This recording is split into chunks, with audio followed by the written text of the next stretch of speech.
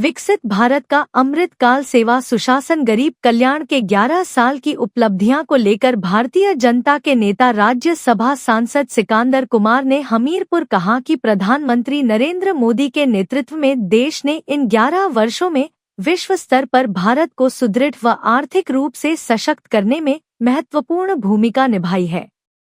हमीरपुर भाजपा मंडल द्वारा आयोजित केंद्र सरकार के 11 सालों की उपलब्धियों के लिए रखे कार्यक्रम में भाग लेने के लिए राज्यसभा सांसद सिकंदर कुमार हमीरपुर पहुंचे थे। उन्होंने कहा कि इन 11 सालों में सरकार ने हर वर्ग के लिए कल्याणकारी योजनाएं शुरू की है, जिससे आम जनता को लाभ मिल रहा है।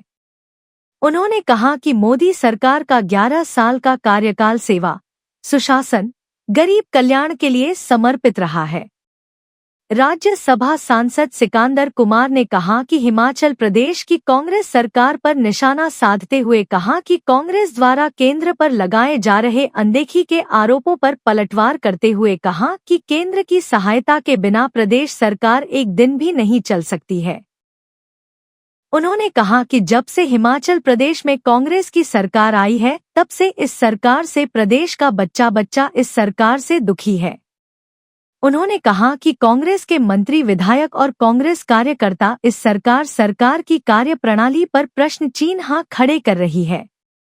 उन्होंने कहा कि अभी तक जो इस सरकार ने किया है, इससे पहले इतिहास में कभी भी ऐसा नहीं प्रदेश के साथ किया गया है। उन्होंने कहा कि यहां तक कि मुख्यमंत्री ठाकुर सुखविंदर सिंह सुक्खू के रिश्तेदार भी इस सरकार से परेशान हैं। देश भर में विकसित भारत का अमृत काल सेवा सुशासन गरीब कल्याण के 11 वर्ष, ये कार्यक्रम पूरे देश भर में चल रहे हैं और हिमाचल प्रदेश में भी इनके अंतर्गत अभी पहले पूरे जिलों की प्रदेश की वर्कशॉप हुई, उसके बाद सभी जिलों में प्रेस वार्ता हुई और आज मैं हमीरपुर मंडल का जो विकसित भारत संकल्प सभा उस कार्यक्रम में आया और इसी तरह से जितने भी हिमाचल प्रदेश में भारतीय जनता पार्टी के संगठनात्मक मंडल हैं, 171 मंडलों पर कार्यक्रम होगा और उसके बाद जो प्रोफेशनल मीट एक एग्जीबिशन है जो 11 साल में ऐतिहासिक कार्य इस देश में मोदी सरकार के इसमें हुआ कार्यकाल में हुआ है, वो उस प्रदर्शनी के माध्यम से और सारा प्रोग्राम वो होंगे 171 ये विकसित भारत संकल्प सभाएं होंगी। उसके बाद 8007 हमारे बूथ हैं भारतीय जनता पार्टी के, सभी बूथों पर जो है वो ग्राम चौपाल या बूथ चौपाल के नाम से कार्यक्रम होने वाले हैं और 23 जून को डॉक्टर श्यामा प्रसाद मुखर्जी की पुण्यतिथि है,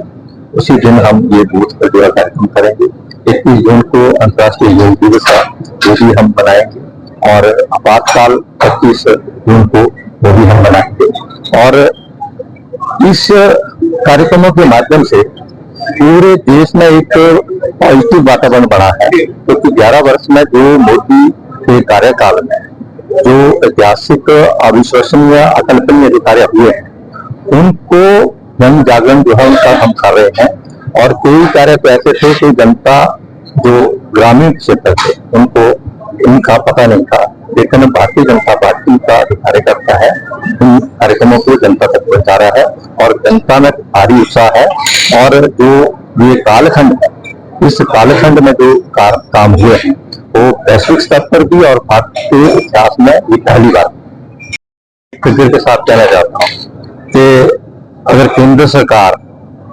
अगर मदद करना छोड़ दे तो ये हिमाचल एक दिन ही सरकार चला पाएंगे।